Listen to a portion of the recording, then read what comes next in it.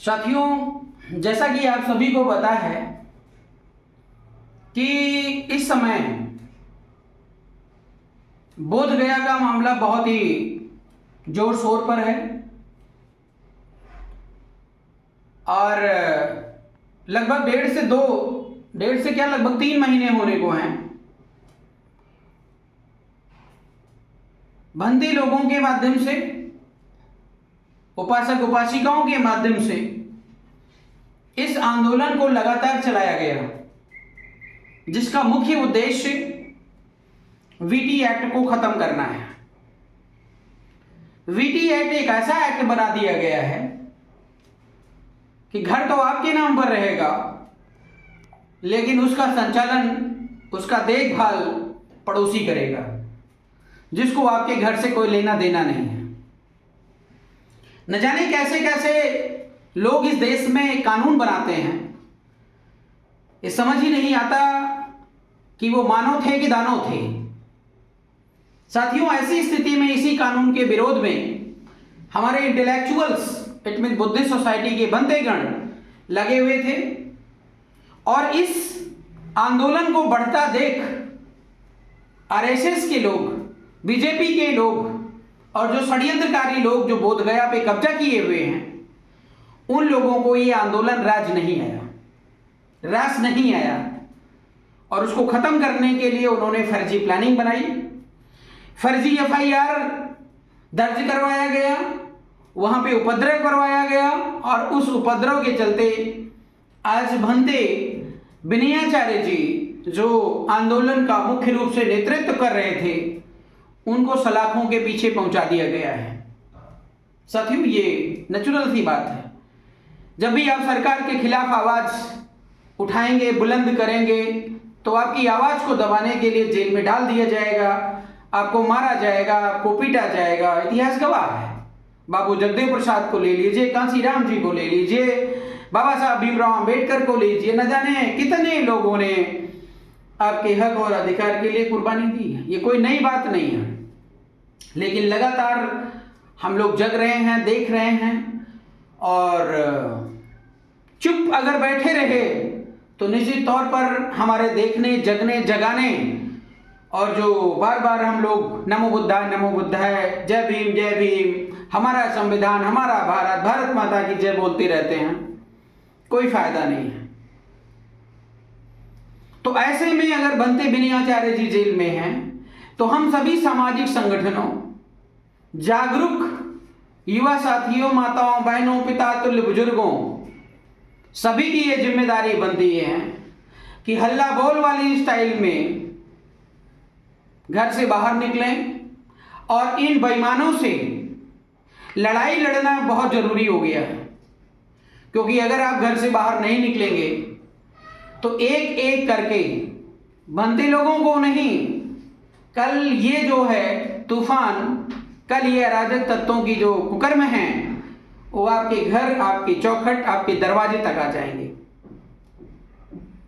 साथियों, सोचिए कि 2 से 2.5 महीने का ये आंदोलन लगातार चल रहा है। बीटी एक्ट को खत्म करना किसी के कान पे जू तक नहीं रेंग रही है, कोई बोलने को राजी नहीं है, लेकिन उस आंदोलन को खत्म करने का जो दूसरी षड्यंत्रकारी योजना बनानी थी, वो बना ली गई और हम लोग, प्रशासन उनके हाथ में है, आपको पता है।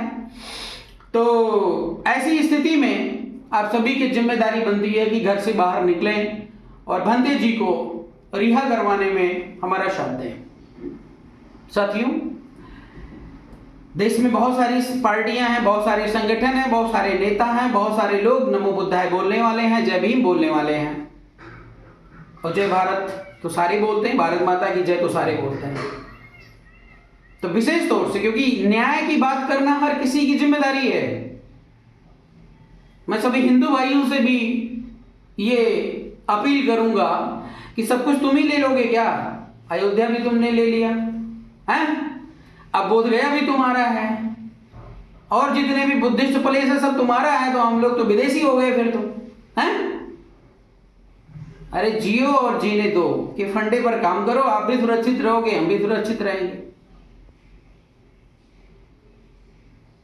तो ऐसी स्थिति में मेरा सभी बुद्धिस्ट सोसाइटी के सामाजिक संगठनों, भाइयों बहनों, पिता तुल्य बुजुर्गों, सभी से मेरा अनुरोध ये है कि 1 जून को सभी लोग पटना के गांधी मैदान में अपना अपना झंडा, अपना अपना बैनर, अपना अपना पोस्टर लेकर के पहुंचे, क्योंकि ये जेल भरो आंदोलन एक ऐसा आंदोलन है कि जिसमें हम सभी को इतिहास लिखना है। सरकार के खिलाफ, नीतीश सरकार की मैं बात करूं, नीतीश सरकार ने सम्राट अशोक के नाम पे बहुत सारा काम किया है, मैं इसके लिए उनका आभारी हूं। लेकिन अब वो बीजेपी के संरक्षण में काम कर रहे हैं, तो अपनी कुर्सी बचाने के लिए, अपनी गद्दी बचाने के लिए, अपना स्वार्थ सिद्ध करने के लिए मोदी जी और आरएसएस के हिसाब से काम कर रहे हैं। और नहीं भी कर रहे हैं तो मोदी जी और आरएसएस के लोगों को खुली छूट दे रखे हैं कि आप जाकर इस प्रकार का काम करिए। जो आने वाले दिनों में आदरणीय नीतीश कुमार को इस बात का जवाब देना पड़ेगा, और वहां पर बैठे डिप्टी सीएम के रूप में मिस्टर सम्राट चौधरी जी, आप कुशवाहा की बात करते हैं, मौर्य की बात करते हैं, बुद्ध सम्राट अशोक की विरासत की बात करते हैं, नाम के आगे पीछे खुद ही सम्राट लिखा हुआ है। आप क्या कर रहे हैं? गुंडे पाल रहे हैं क्या?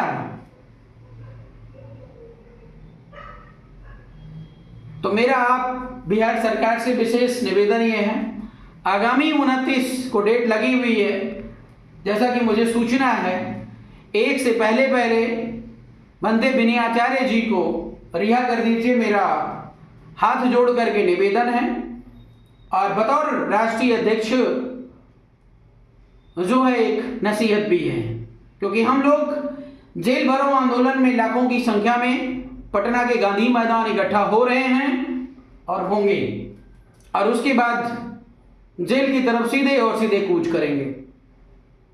बंदे विनयाचार्य जी अगर जेल में रह सकते हैं तो हम लोग भी रह सकते हैं, कोई दिक्कत नहीं है। हमें भी आप वहीं पर रखिए और बनाइए और खिलाइए, कोई दिक्कत नहीं है। हम लोग बैठकर वहीं पर पंचायत करेंगे, वहीं पर प्लान बनाएंगे, मिशन खड़ा करेंगे, क्योंकि भारत माता की आज़ादी की बात है, भारत माता के हक और अधिकार और उनकी रक्षा की बात है। उनके संतान को अगर कोई कष्ट होता है तो वो बतौर राष्ट्रीय अध्यक्ष ये हमारी जिम्मेदारी बन जाती है कि उनकी रक्षा सुरक्षा के लिए काम करें। मेरा फिर सभी बुद्धिस्ट संगठनों, पार्टियों, भाइयों बहनों से अपील है कि ठीक है, आप अलग अलग संगठन बनाकर अपने आप में लगे हैं, अपने हिसाब से जो भी बन पड़ रहा है कर रहे हैं, लेकिन जब यूनिवर्सल बात आ जाए, विचारधारा की बात आ जाए, तो आपको एक साथ खड़ा हो जाना चाहिए। नहीं तो ना आप रहोगे ना अगला रहेगा। फिर अलग अलग संगठन बनाने का, पार्टी बनाने का कोई मतलब नहीं है। बंदे विनयाचार्य जी का नंबर हमारे मोबाइल में नहीं है। बंदे विनयाचार्य जी से आज तक हमने बात नहीं किया है, लेकिन बंदे विनयाचार्य जी के खिलाफ 4 FIR करवाकर उनको जेल भेजना एक अन्यायपूर्ण दुस्साहस है, और प्रक्रिया अपनाई गई वहां के SHO, वहां के पुलिस प्रशासन के माध्यम से। इसलिए हमारी जिम्मेदारी बनती है कि बंदे विनयाचार्य जी को अविलंब जेल से मुक्त करवाया जाए। इसलिए हम अपनी जिम्मेदारी निभाने के लिए पटना के गांधी मैदान में 1 तारीख को आ रहे हैं, और यही जिम्मेदारी आपको भी निभानी है। यदि इस देश को बचाना है, बुद्ध को बचाना है, अशोक को बचाना है, संविधान को बचाना है, बाबा साहब भीमराव अंबेडकर को बचाना है। तो साथियों, इन्हीं बातों के साथ मैं अपनी बात को विराम दूंगा, और जो भी अपडेट होगी वो कंटिन्यूअसली मैं वीडियो के माध्यम से, ऑडियो के माध्यम से देता रहूंगा।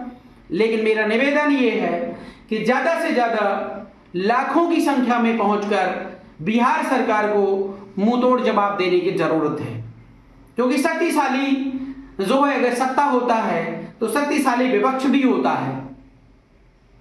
सत्ता को हिलाना, सत्ता को झुकाना, घुटने टेकने पर मजबूर कर देना, ये विपक्ष का काम होता है। और आप अगर सत्ता में नहीं हैं, अपनी बात को मनवाने के लिए आप विपक्ष को मजबूत करिए, निश्चित तौर पर आप अपने मिशन में सफल होंगे। इन्हीं शब्दों के साथ मेरा क्रांतिकारी जय भारत, जय सम्राट, जय भीम, नमो बुद्धाय।